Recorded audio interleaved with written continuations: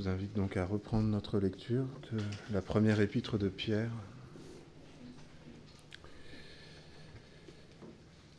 1 Pierre chapitre 2, verset 11.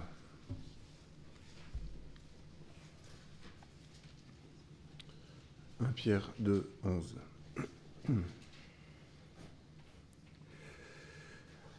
Bien-aimés, je vous exhorte en tant qu'étrangers et voyageurs à vous abstenir des désirs charnels qui font la guerre à l'âme. Au milieu des païens, ayez une bonne conduite, afin que là où ils vous calomnient comme faisant le mal, ils voient vos œuvres bonnes et glorifient Dieu au jour de sa visite. À cause du Seigneur, soyez soumis à toute institution humaine, soit au roi comme souverain, soit au gouverneur comme envoyé par lui pour punir ceux qui font le mal et louer ceux qui font le bien. Car c'est la volonté de Dieu qu'en faisant le bien, vous réduisiez au silence l'ignorance des insensés, comme des hommes libres, sans faire de la liberté un voile qui couvre la méchanceté, mais comme des serviteurs de Dieu. Honorez tout le monde, aimez vos frères, craignez Dieu, honorez le roi. Serviteurs, soyez en toute crainte soumis à vos maîtres, non seulement à ceux qui sont bons et doux, mais aussi à ceux qui sont difficiles. Car c'est une grâce que de supporter des peines par motif de conscience envers Dieu quand on souffre injustement. Quelle gloire en effet y a-t-il à supporter de mauvais traitements pour avoir péché? Mais si tout en faisant le bien, vous supportez la souffrance, c'est une grâce devant Dieu. C'est à cela en effet que vous avez été appelés, parce que Christ lui aussi a souffert pour vous et vous a laissé un exemple, afin que vous suiviez ses traces. Lui qui n'a pas commis de péché, et dans la bouche duquel il ne s'est pas trouvé de fraude. Lui qui insulté ne rendait pas l'insulte, souffrant ne faisait pas de menaces, mais s'en remettait à celui qui juge justement. Lui qui a porté nos péchés en son corps sur le bois, afin que, morts à nos péchés, nous vivions pour la justice. Lui dont la meurtrissure vous a guéris, car vous étiez comme des brebis errantes, mais maintenant vous êtes retournés vers le berger et le gardien de vos âmes. Et j'aimerais ce matin qu'on insiste particulièrement, surtout sur le verset 13, à cause du Seigneur, soyez soumis à toute institution humaine, soit au roi comme souverain, soit au gouverneur comme envoyé par lui pour punir ceux qui font le mal et louer ceux qui font le bien, car c'est la volonté de Dieu qu'en faisant le bien, vous réduisiez au silence l'ignorance des insensés. Et j'aimerais qu'on ajoute quelques lectures, d'abord dans l'Épître aux Romains, au chapitre 13.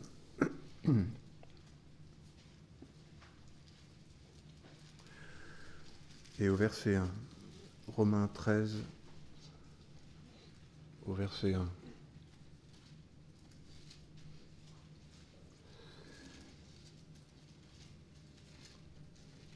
Que toute personne soit soumise aux autorités supérieures, car il n'y a pas d'autorité qui ne vienne de Dieu.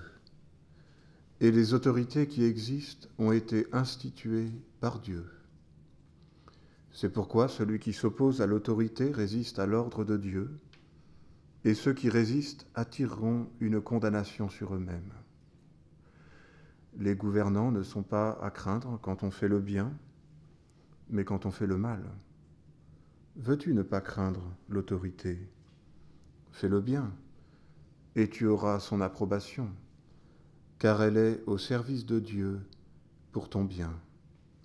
Mais si tu fais le mal, sois dans la crainte, car ce n'est pas en vain qu'elle porte l'épée, étant au service de Dieu pour montrer sa vengeance et sa colère à celui qui pratique le mal.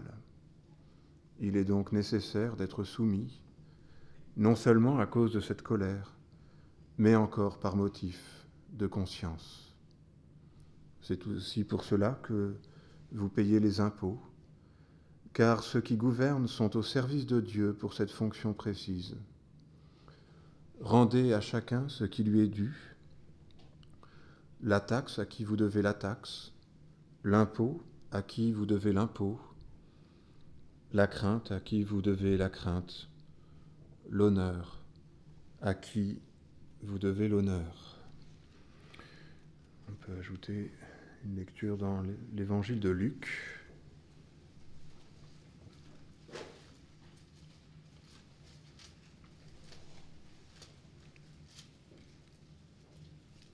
Chapitre 21.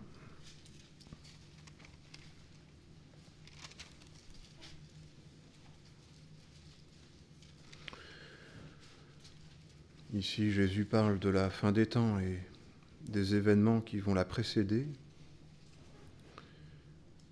On peut lire au verset 9. Luc 21, verset 9. Il parle à ses disciples. « Quand vous entendrez parler de guerre et de désordre, ne vous effrayez pas, car cela doit arriver premièrement.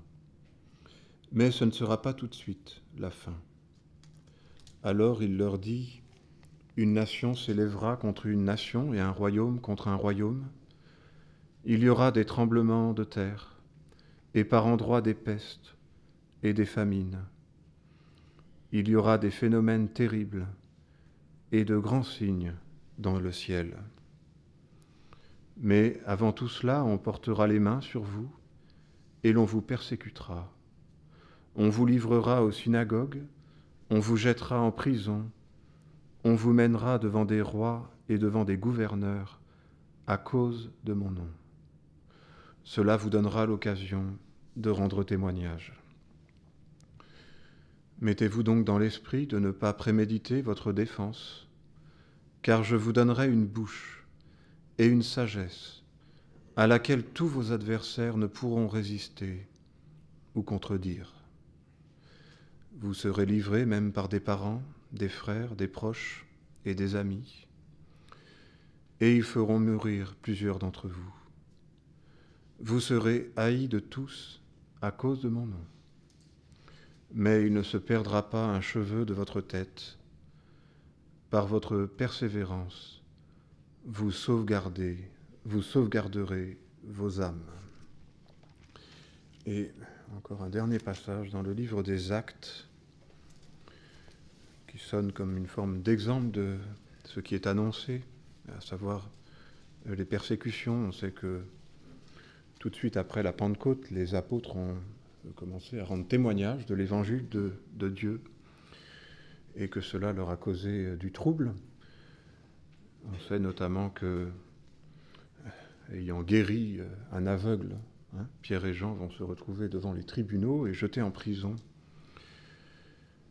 Et c'est au tout début de la persécution, si bien qu'ils vont être relâchés.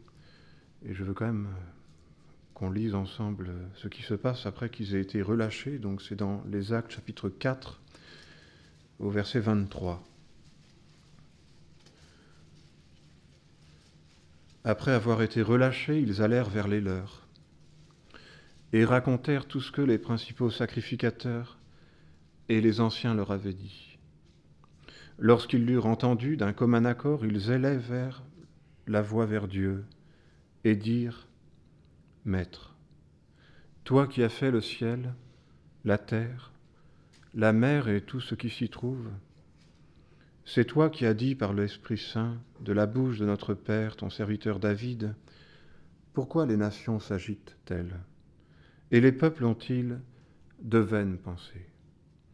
Les rois de la terre se sont dressés et les chefs se sont ligués contre le Seigneur et contre son oint.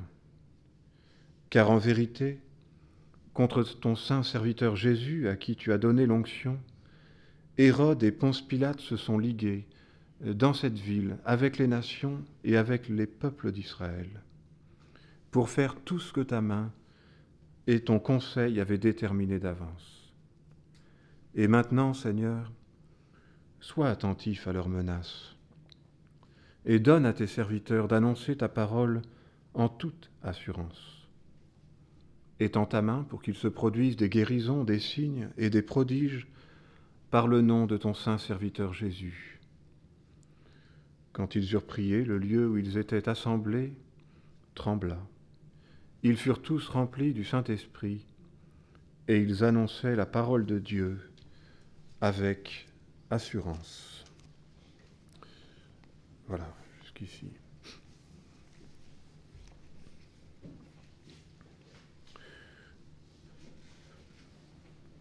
Donc l'apôtre Pierre exhorte les chrétiens à qui il écrit, qui sont des chrétiens dispersés, qui sont des chrétiens en proie à la persécution. Donc on peut déjà évacuer l'idée qu'il faut se soumettre aux autorités humaines quand elles sont des bonnes autorités. Et c'est tout de suite dit d'ailleurs, il y a un peu deux sujets. Il y a le sujet de l'institution humaine, c'est-à-dire l'État, on peut dire, et puis il y a le rapport du maître et de ses serviteurs. Mais quant au rapport avec le maître, il est bien dit, mais ne vous soumettez pas seulement à ceux qui sont bons et doux, mais encore aussi à ceux qui sont difficiles.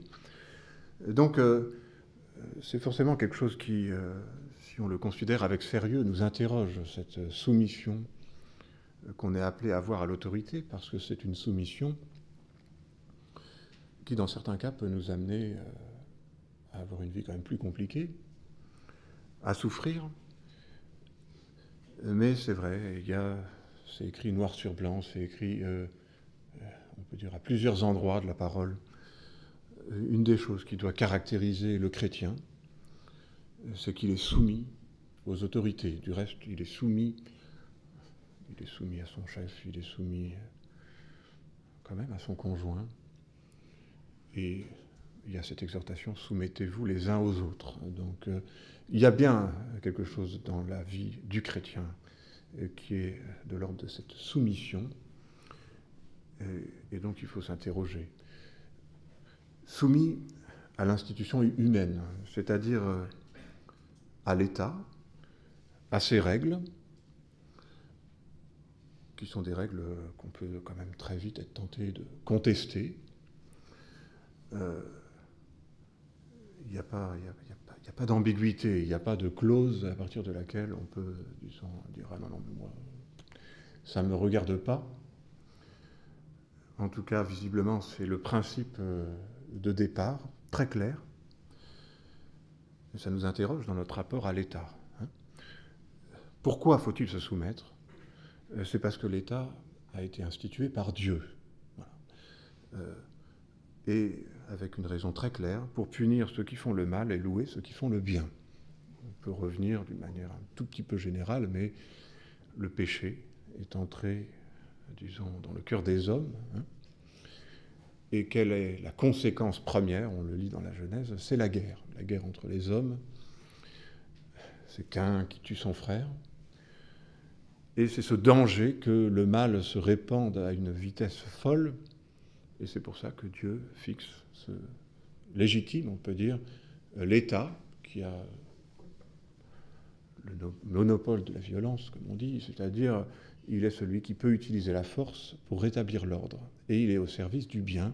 Et le sens de l'État, vous savez, je pense qu'on se plaint beaucoup de l'État ici, mais allez demander aux Libyens, par exemple, ceux qui pensent de l'État, quand l'État s'effondre, c'est l'anarchie, c'est l'horreur absolue, on est livré à l'arbitraire, et il faut quand même savoir ces choses. L'État a été donné par Dieu, il n'y a aucune autorité qui n'ait été donnée par Dieu. C'est ce qu'on pourrait dire, ça fait partie de la grâce générale, c'est-à-dire quelque chose que Dieu a accordé à tous les hommes pour permettre à la société de ne pas, on peut dire, s'autodétruire à cause de la puissance du péché. Il y a un cadre, il y a un interdit, il y a une autorité qui a une force, et c'est l'État. Donc voulu par Dieu, je suis donc appelé à m'y soumettre. Je pense que cette idée-là est très importante, voulue par Dieu. Le problème, c'est que nos sociétés aujourd'hui ne croient plus en Dieu. Et il me semble que finalement, il y a comme un transfert qui s'opère. Puisqu'il n'y a plus de Dieu, j'ai quand même dans un petit coin de ma tête l'idée que l'autorité, l'État, la République, ça devient Dieu. Puisque de toute façon, il me faut une référence ultime. Puisque Dieu n'existe plus, eh bien, ce que j'attendais de Dieu, je vais l'attendre de l'autorité humaine. Et c'est quand même ce qu'on constate aujourd'hui, puisqu'on peut dire qu'on attend quand même de l'État qu'il nous fasse des miracles. Et quand il ne répond pas à toutes nos attentes, on est scandalisé. On attend qu'il sache tout, partout, c'est-à-dire qu'il ait les attributs de Dieu. Et on attend, bien sûr, de ceux qui représentent l'État qu'ils soient purs de tout péché, c'est-à-dire qu'ils ne soient pas comme nous, comme Dieu. Et il y a cette espèce d'attente qui est l'attente du monde, qui crée de la colère et de la déception, parce qu'on attend quelque chose, évidemment, que ceux qui incarnent l'État ne peuvent pas donner, parce qu'ils sont des hommes comme nous, et qui plus est des hommes qui, quand même, se sont livrés à un appétit de pouvoir qui, forcément, au niveau de la moralité, finit par poser problème et questions. Donc déçus. Et après avoir tout attendu de l'État, je crois décrire un petit peu ce qui se vit dans le monde, mais qui peut vite nous imprégner quand même aussi nous. Après avoir tout attendu de l'État, on en est déçu, on finit en colère et finalement on ne se soumet plus. Mais le Seigneur n'a jamais dit que l'État était quelque chose qui allait être parfait. Lui seul, un seul est votre maître, un seul est votre Dieu. C'est lui le Tout-Puissant. C'est un des premiers points qui me frappe dans le livre des Actes, quand les apôtres sont livrés aux autorités et que finalement ils sont malmenés par elles, ils prient en disant « Mais toi, tu es le roi des rois et tu es le Tout-Puissant ». Donc on voit bien qu'il y a cette hiérarchie qu'il ne faut pas oublier et que malheureusement on oublie souvent. Et donc on se donne, alors c'est je pense très moderne, mais pour mission de détecter toutes les failles de nos autorités. Et puisqu'elles sont défaillantes, eh bien, ça nous donne le droit de ne pas leur obéir. C'est quand même, il faut parler un peu de ces choses, mais je pense ce qu'on retrouve dans le complotisme. J'ai quand même lu que bon, ça imprègne toute la société, mais ça imprègne aussi beaucoup les chrétiens. C'est-à-dire une espèce de grille de lecture de tout ce qui se fait et ce qui ne se fait pas, de toute cette espèce de choses qui se trament dans les mystères qu'on nous cache. Mais enfin, je crois pouvoir dire que de tout temps, les souverains ont caché, menti, et peut-être même sans doute plus qu'aujourd'hui. Et ils l'ont fait pour leurs intérêts. C'est vieux comme le monde, en tout cas c'est vieux comme la parole, puisque Jésus disait « les rois des nations les tyrannisent ». Et ils se font appeler bienfaiteurs. Voilà l'exemple type du complot. C'est-à-dire, je passe pour le gentil, sauf que, à la vérité, je profite, j'abuse, je tyrannise, j'exploite. Tout cela, c'est vrai. Tout cela, Jésus l'a constaté, mais ça ne l'a pas empêché de nous dire de nous soumettre. Parce qu'il y a bien cette distinction-là, et il faut veiller. Qu'est-ce que ça dit, cette sensibilité quand même à toutes ces théories, sinon que on attend effectivement de l'État qui soit parfait, sinon que, aussi quand même, on se croit seul sage pour savoir, pour discerner, pour... Et le tout, ça conduit à une grande méfiance, à une grande défiance, pas quand même à beaucoup d'amour fraternel, pas à beaucoup de préoccupation de l'autre. On se préoccupe de tout pour se méfier de tout le monde, mais l'amour, qui est quand même ce qui doit caractériser le chrétien, est quelque chose qui se donne, qui croit tout. C'est quand même écrit, malgré tout. Je ne dis pas qu'il faut tout croire, mais l'amour est quand même cette orientation dans le sens d'une ouverture du don, c'est ça qui doit nous caractériser. Et je suis frappé de voir que dans ce texte, il est bien question de cette sagesse, comme des hommes libres, sans faire de la liberté un voile qui couvre la méchanceté. Toute cette espèce de discernement qu'on a à l'égard des choses et des gens, peut tellement vite se révéler devant Dieu être un voile qui couvre la méchanceté. J'en veux à la terre entière. Je fais des reproches à tout le monde. Et que voulez-vous, au bout du compte, ce que je reproche à l'État, mais à l'Église bientôt, et puis au Seigneur, hein, c'est de ne pas faire tout ce que j'ai envie, de ne pas m'accorder tout ce que je souhaite. C'est la pente naturelle des hommes, et c'est un grand danger parce que ça nous éloigne de l'orientation chrétienne. J'ajoute quand même que on est exhorté en tant qu'étranger et voyageur, et ça aussi c'est un rapport différent. Je n'ai pas le même rapport à l'autorité quand je suis étranger que quand je suis, disons, citoyen. Et l'attente, forcément, n'est pas la même. Je ne suis pas d'ici-bas, je suis dirigé par des autorités que Dieu a instituées, que je suis appelé à respecter. Et je crois qu'il faut quand même que ça descende au fond de nos cœurs, parce que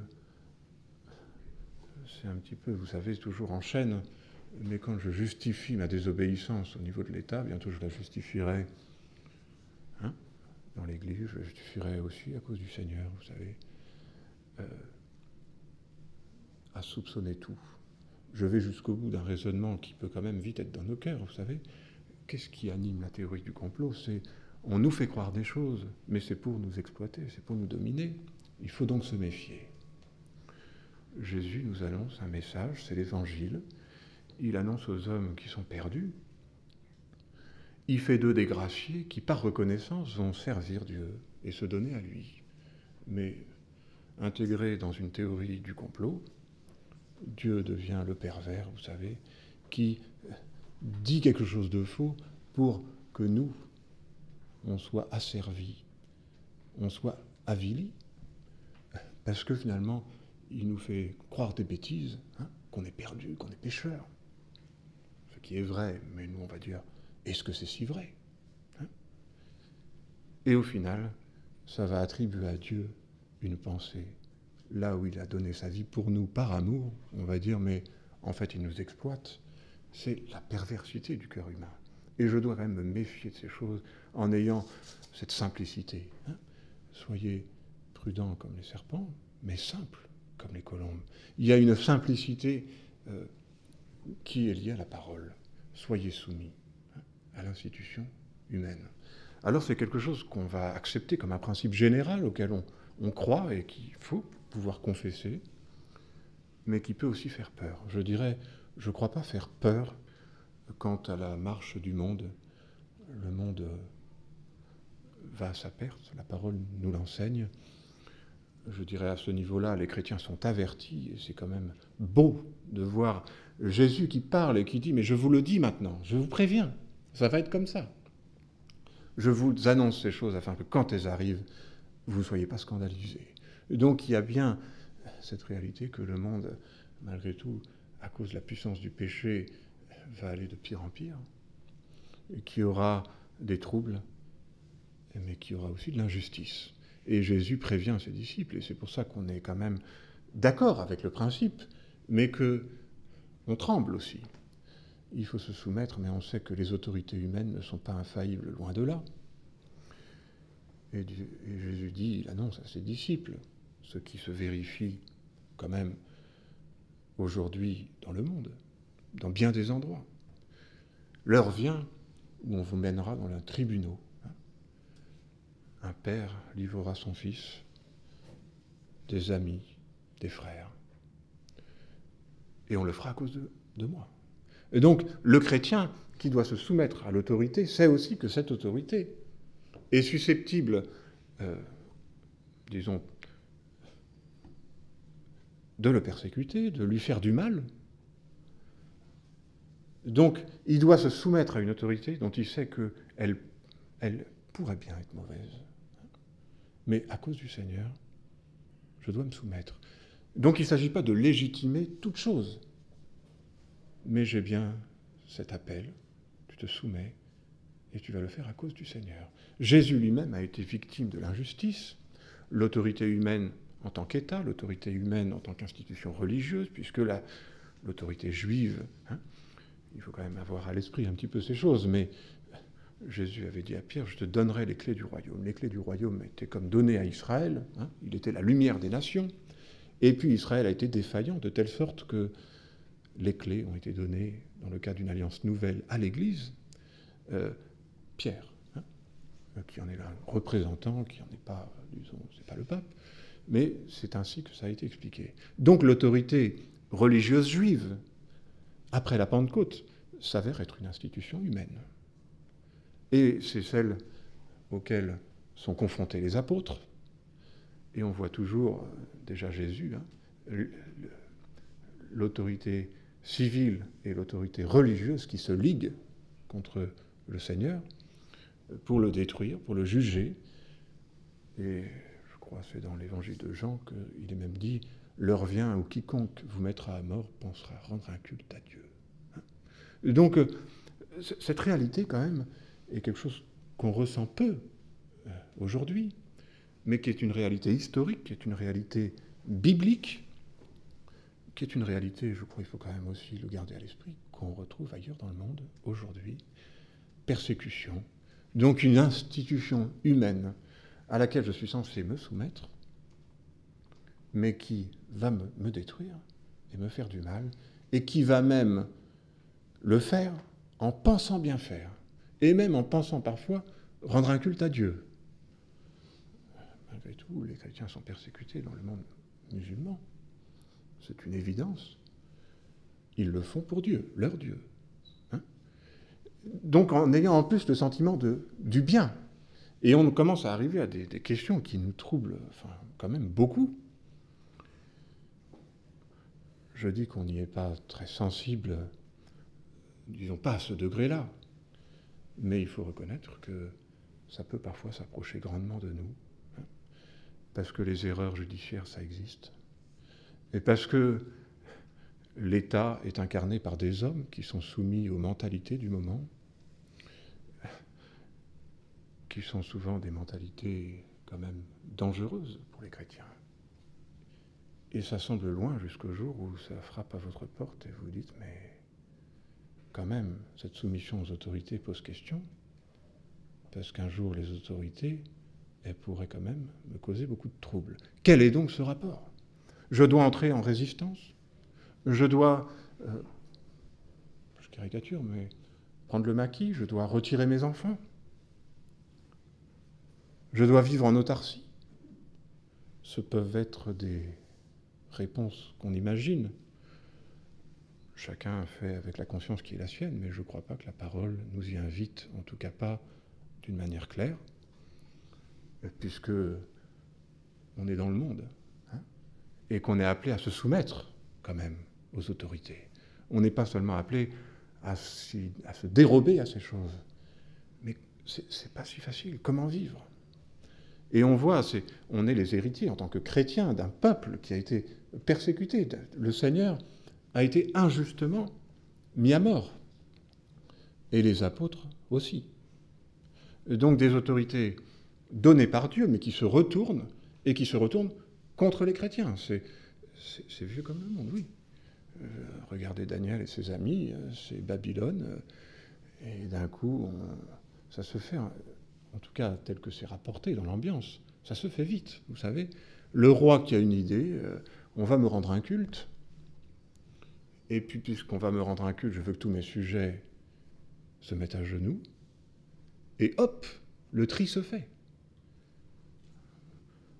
Il faut lire un petit peu l'histoire, mais des chrétiens qui n'ont pas voulu saluer Hitler, hein, parce que le salut ne vient pas d'Hitler, il vient de Jésus-Christ.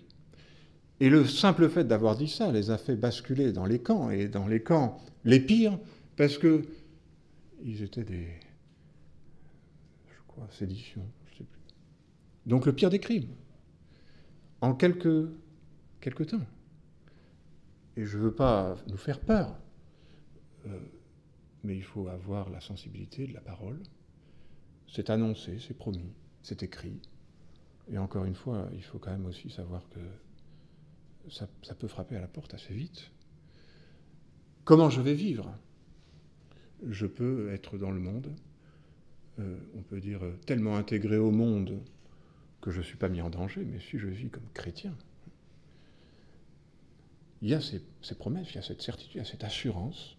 Et quand même, je dois un petit peu me préparer, en tout cas préparer ma pensée, armez-vous, de la pensée, de souffrir. Et encore une fois, c'est quand même toute la beauté et la richesse de la parole, c'est que ça ne conduit pas à la révolte. Je vais quand même me soumettre. Mais il y a quelques exemples. Et je me soumets à l'autorité, mais je suis livré au Seigneur. Et c'est pour ça qu'il faut toujours maintenir, je pense, c'est un des pièges de notre société, c'est qu'il y a comme une identification entre l'autorité humaine et Dieu. Mais on n'attend pas du tout de l'autorité humaine qu'elle ait les mêmes attributs que Dieu. On vit une crise sanitaire, mais il faut voir ce qu'on reproche à l'État. Ce qu'on leur reproche au fond, c'est de ne pas avoir tout su avant tout le monde. Je ne dis pas qu'il n'y a pas des erreurs, mais quand même, c'est ça qui est en arrière-plan de nos pensées. Mais qui garde qui? C'est l'État qui me garde? Ou c'est le Seigneur? C'est à l'État que j'ai remis ma vie, ou c'est au Seigneur? Alors après, je suis en colère contre l'État parce qu'il m'a déçu, mais j'ai placé une attente qui n'était pas du tout au bon niveau. Le Seigneur nous invite à nous réfugier en lui. Je me soumets à l'autorité, mais évidemment que l'autorité humaine est faillible.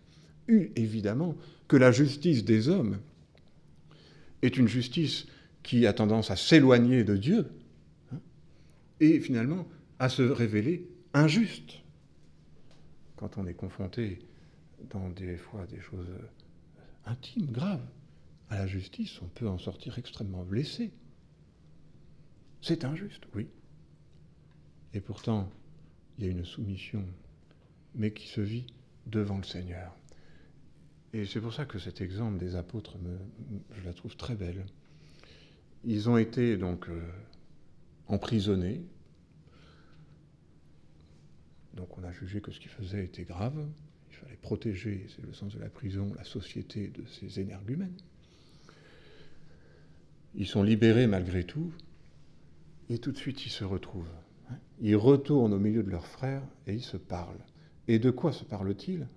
Ceux qui craignent l'Éternel se parlèrent l'un à l'autre. Ils se parlent du Seigneur et ils constatent.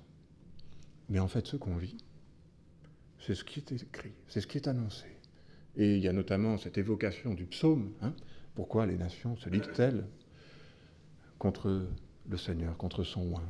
Des vaines pensées, brisons leurs chaînes. Toute cette espèce de mouvement, d'agitation des peuples qu'on retrouve dès qu'il est question de justice. Quand la justice se met en branle, on le voit dans les informations, mais c'est d'un coup une agitation, on se ligue, et puis celui qui est désigné coupable a beau être présumé innocent, je vous assure que j'aimerais pas être à sa place. Voilà la justice des hommes. Et quand vous êtes livré seul à ça, c'est l'horreur. Que reste-t-il? Se parler. Et quand même, l'Église est ce lieu où on est appelé à méditer la parole d'une manière à se dire, mais quand même, ce monde dans lequel on vit est un monde qui s'éloigne, dont la notion de justice, disons, est tellement loin maintenant de ce que dit la parole, de ce qui est vrai, de ce qui est juste, donne tant d'importance à ce qu'il faudrait apprendre à taire. Cette distorsion, et ça va susciter tôt ou tard notre rejet, mais on va prier. Et on voit cette espèce de communion fraternelle qui vient comme un contrepoint. La justice dit ça, elle dit vous êtes coupable. C'est la justice des hommes, je ne peux pas me battre contre ça. Je vais me laisser faire. Il a été comme une brebis muette devant ceux qui la tombent. Je ne dis pas qu'il n'y a pas le droit de se défendre, parce qu'il y a des droits en tant que citoyen, et Paul, par exemple, a fait valoir ses droits. Mais dans l'esprit de la chose, que faire? M'en remettre au Seigneur. Et c'est frappant de voir comment Jésus parle. Il dit, mais on va vous mettre à mort. Mais il est question, je veux quand même le lire, ça m'a beaucoup frappé. C'est très contradictoire au niveau logique. Vous serez livrés, même par des parents, des frères, vous serez haïs. Mais il ne se perdra pas un cheveu de votre tête. Il vient de dire quand même qu'ils seront mis à mort. Qu'est-ce que ça veut dire?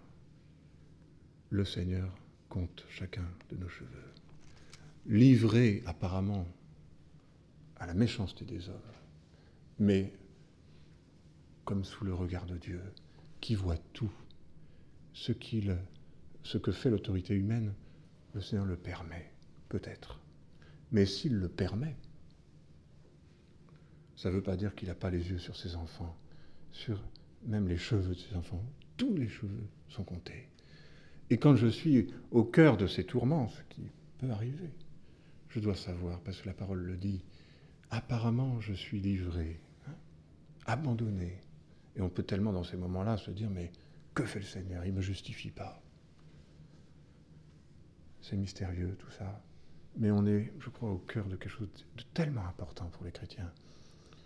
Il faut quand même savoir que on doit notre vie à l'injustice. Parce que si Jésus-Christ n'avait pas été condamné et mis à mort, c'était le moyen par lequel on est aujourd'hui justifié. Il faut lire Ésaïe 53. Mépriser, abandonner des hommes, semblable à celui dont on se détourne. Mais c'est pour nous. Et finalement, il y a cette sagesse infinie de Dieu qui éclate au-delà des injustices des hommes. C'est qu'au moment même où l'injustice des hommes se manifeste, la grâce est accomplie et notre salut opère. Quand je suis donc victime d'injustice, ce peut me troubler énormément. Je dois savoir, et je vais le vivre au milieu de l'Église, dans la prière, et avec cette confirmation de l'Esprit. On voit que l'Esprit, quand ils ont prié, vient et se manifeste. On ressent moins souvent, en tout cas, cette manifestation visible de l'Esprit, mais je crois en tout cas, à cette intervention intérieure, à cette paix qui surpasse toute intelligence, qui garde nos cœurs, vide l'esprit, qui m'approuve. Je suis ton juge et je te justifie en Jésus-Christ parce que je t'aime. Quand je suis face, donc, à l'injustice des hommes et que je dois me soumettre malgré tout aux autorités, j'ai cette promesse, mais je suis celui qui te garde, je te vois, je veille sur toi. Et il n'y a aucun des cheveux qui ne va tomber. C'est-à-dire, il ne t'arrivera rien qui ne soit permis. Pourquoi? C'est un mystère. Mais avec cette promesse, tout concourt au bien de ceux qui aiment Dieu. Pourquoi suis-je livré à l'injustice des hommes? Je ne sais pas toujours. Mais Dieu se glorifie de cela. L'histoire nous l'enseigne, la parole. Le sang des martyrs, c'est la semence de l'Église, dit-on. Est-ce que je ne peux pas quand même considérer ces choses? Ou est-ce que je suis tellement attaché à la terre et à cette justice qui m'est propre parce que on est fait comme ça, mais que ça révèle à quel point on est terrestre, que dès qu'on m'accuse injustement, je m'offusque, je pars en campagne, et presque, je voudrais prendre les armes, c'est quand même des choses que les chrétiens font, pas plus tard qu'il y a quelques jours, ailleurs, au nom de ce qu'on reçoit comme étant une injustice. C'est troublant tout ça. Ça décrit une vie spirituelle qui n'est pas orientée comme il faut. Notre cité est dans les cieux. Il nous jugera avec justice. Nous attendons de nouveaux cieux, une nouvelle terre, où la justice habitera. Voilà la promesse. Et il y a cette assurance, mais heureux ceux qui ont faim et soif de justice. Ils verront Dieu. Mais ici-bas, je dois accepter de marcher en étant exposé à l'injustice, sans pour autant me départir de cet appel « Soumets-toi, obéis ». Je ne sais pas pourquoi. Et voilà que, par la grâce de Dieu, au moment où je me soumets comme contre toute raison, et je crois que c'est juste ce parallèle avec Jésus-Christ, parce que on le voit ici, on y reviendra avec la question du maître et de l'esclave, mais tout de suite le parallèle est fait avec Jésus-Christ. Lui qui n'a pas commis de péché et dans la bouche duquel il ne s'est pas trouvé de fraude. Lui qui insultait ne rendait pas l'insulte, souffrant ne faisait pas de menace, mais s'en remettait à celui qui juge justement. Qui juge? C'est le Seigneur. Il y a une justice, c'est la justice des hommes, je vais m'y soumettre. Mais mon juge, mon sauveur, c'est Dieu. Et quand je suis victime d'injustice, Sur le coup, je ne sais pas pourquoi. Mais vous savez, on peut étendre à tellement de niveaux. Parce que il est affaire de justice d'homme, mais au fond, c'est une affaire même de vie. La vie est injuste. Pourquoi il m'arrive ça? Pourquoi je suis né là et l'autre là? C'est des questions qui restent sans réponse et qui, s'il y en a une, sont celles de l'injustice. Pourquoi? Comment c'est possible? Je ne sais pas pourquoi, mais Dieu parle. Rien pourra nous séparer de l'amour de Dieu. Tout concourt au bien de ceux qui aiment Dieu. Alors je vais m'y abandonner, je vais m'y livrer, mais avec cet ultime recours. Je veux juste finir avec cette petite anecdote qui m'a frappé. J'ai eu l'occasion de parler il n'y a pas très longtemps avec quelqu'un qui était en proie à la justice et en l'occurrence à l'injustice. C'est pour ça que, vous savez, d'un coup, tous ces principes généraux, quand vous êtes dans le, vous savez, c'est le TD, là, d'un coup, le travail pratique, TP, d'un coup, vous avez un petit peu moins de certitude quand même. Confronté à l'injustice, vraiment, hein, que faire? Et j'ai été frappé de voir à quel point il y avait une consolation dans le fait de se parler, de se dire la parole et de prier en se remettant à celui qui juge, justement. C'est pas la guerre, tout ça, mais quel repos ça produit, et on l'espère, on le croit. Quelle victoire aussi. Alors il reste, comment ai-je pu être atteint de si près, hein? C'est un mystère, peut-être le Seigneur nous l'enseignera, mais c'est un mystère qui est tellement, par ailleurs, édifiant. On vous coupera la tête, mais pas un seul de votre cheveu n'est en dehors de mon regard.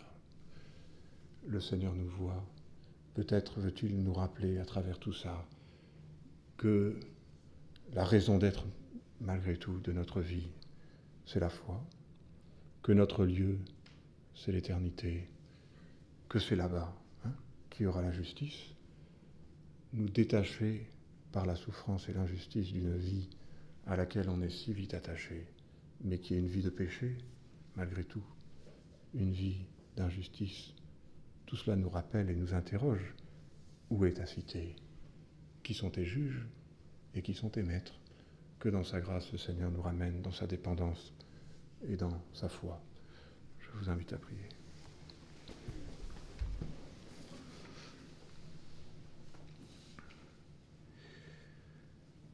Seigneur, nous nous plaçons devant toi parce que toi, tu connais toutes choses. Tu sais ce qui est à l'origine de nos réactions. Nous sommes obligés de reconnaître que si vite nous nous dérobons à ta parole qui nous invite à nous soumettre, et à nous soumettre même aux autorités mauvaises, dures, difficiles. Seigneur, nous voulons enlever de nos cœurs cette contestation qui vient si vite, cette attente qui n'est pas placée au bon niveau parce que on voudrait n'obéir qu'à ceux qui en sont parfaitement dignes. Et c'est pas ce que tu nous enseignes. Seigneur, nous acceptons de revenir dans cette obéissance, dans cette soumission. Mais nous voulons encore aussi te prier de nous secourir pour qu'étant soumis aux autorités, nous restions livrés à toi, qui est le juste juge, qui nous voit, qui compte chacun des cheveux de nos têtes et qui peut envoyer l'Esprit pour nous parler, nous rendre sages, nous consoler, qui peut nous accorder les mots mêmes pour nous défendre. Seigneur, nous acceptons de nous soumettre aux autorités humaines, mais nous le faisons surtout en nous livrant à toi, qui est le Seigneur. Pardon pour toutes les fois où, vivant pour la terre, nous sommes soumis au prince de la terre, et nous voulons apprendre à travailler non pas en vue de ce qui périt, mais en vue de cette éternité. Donne-nous de considérer ton royaume et de te voir toi comme le juste juge et celui qui nous aime en Jésus-Christ. Merci de pouvoir nous réfugier en toi, non pas à cause de notre justice, parce que nous sommes si défaillants, mais à cause du Seigneur Jésus-Christ, qui a donné sa vie. Nous voulons encore confesser notre foi notre espérance en lui, et nous te bénissons au nom de Jésus. Amen.